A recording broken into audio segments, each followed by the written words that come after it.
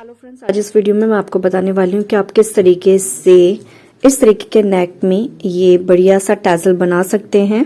तो ये स्क्वायर में हमने बनाया है। इसे किस तरीके से आप ये साइड से जो समोसा लेस है वो लगाकर बना सकते हैं, वो मैं आपको इस वीडियो में बताने वाली हूँ।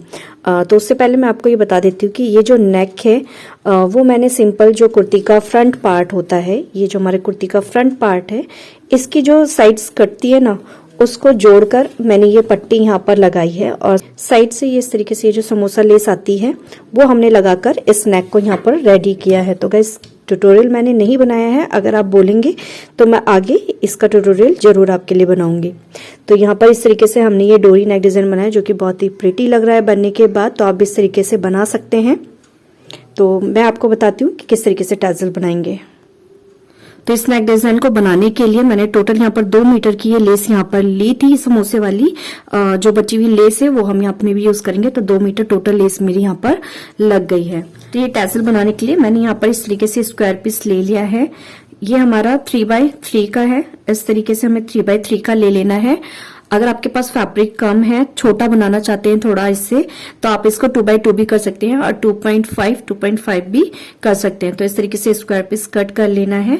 पीछे से आपको लाइनिंग का पार्ट लगा लेना है क्योंकि ये ट्रांसपेरेंट फैब्रिक है। तो अगर आपके पास भी ट्रांसपेरेंट है तो आप पीछे इस तरीके से लाइनिंग लगा लें। यहाँ पर मैंने ये कुर्ती के पार्ट को ही यहाँ पर बैक में लगा लिया है। तो ये 2 हमारा शेड हो गया है इस तरीके से, ठीक है। तो 2 पीस हमने यहाँ पर ये रेडी कर लिए 3x3 के। तो आप अपने अनुसार इसको ले सकते हैं। अब यहाँ पर हमें ये समोसा लेस लगानी है। तो इसे किस तरीके से लगाना है आपको, ये हमारा यहाँ पर राइट साइड है जिसमें ये डार्क से ये निशान से बने हुए हैं। छोटी लेस है, यहाँ पर आप बड़ी ले रहे हैं तो उसमें आप देख सकते हैं किस तरीके से जो सीधी साइड है वो हमें अंदर की तरफ रखनी है इस तरीके से, ठीक है। ये वाला साइड हमें रखना है, ये ऊपर से रॉन्ग साइड है और जो समोसे है वो हमारे फैब्रिक के अंदर की तरफ होने चाहिए इस तरीके से, ठीक है। इस तरीके से हमें रखना है। तो जितना भी फैब्रिक आपको यहाँ पे दबाना है उसके अकॉर्डिंग आप इसको आगे की तरफ बढ़ाकर रख सकते हैं। और अगर इतना ही रखना चाहते हैं स्टिचिंग का पार्ट तो आप इसको डायरेक्ट यहाँ से किनारे से मिला के रख लें। तो मैं इसको थोड़ा सा आगे से यहाँ पे इस तरीके से रख रही हूँ।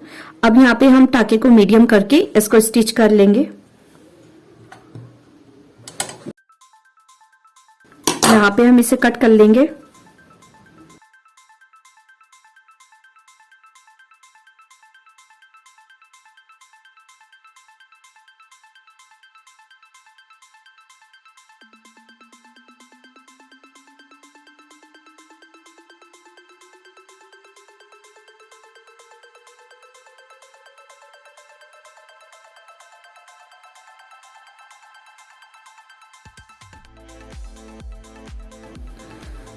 तो ये लेस हमने यहाँ पर इस तरीके से लगा ली है। अब देख सकते हैं कि जो कट है इसको हमें अंदर की तरफ रखना है।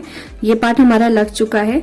अब इसके ऊपर यहाँ पर हमारी ये जो डोरी है लटकन की, इसको हमें यहाँ पर इस तरीके से तिरछे में रख लेना है और इसके ऊपर ये जो पार्ट है इसको सीधा करके रखना है इस तरह से। तो अंदर की तरफ ये दोनों पार्ट हमारे सीधे होने चाहिए इस तरीके से, ठीक है।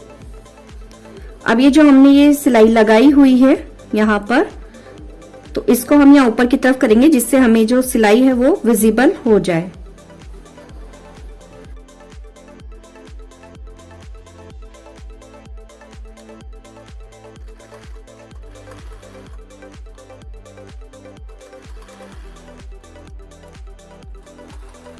अब यहाँ पर हमें इतना पार्ट खुला छोड़ देना है और इसे पीछे स्टॉप कर लेंगे स्टिचिंग को।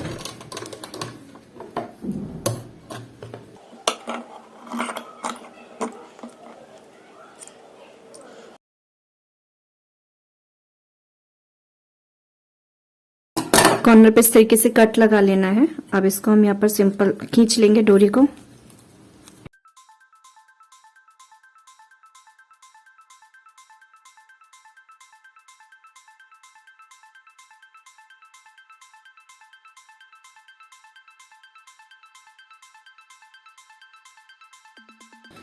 अभी जो ओपन पार्ट है इसमें ये इस तरीके की कॉटन आती है। आपके पास कॉटन है तो आप कॉटन डाल सकते हैं, अदरवाइज आप इसमें फैब्रिक के छोटे छोटे टुकड़े करके वो भी डाल सकते हैं। तो मैं यहाँ पर ये कॉटन डाल रही हूँ।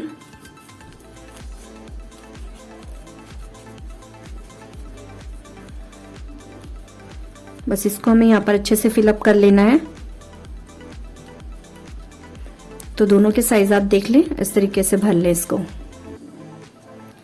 तो ये मैंने यहाँ पर फिलअप कर लिया है। अब ये जो लटकन है इसको हमें यहाँ पर इस तरीके से स्टिच कर लेना है। तो ये आप सुई धागे से भी स्टिच कर सकते हैं और मशीन से करना चाहें तो मशीन से भी कर सकते हैं।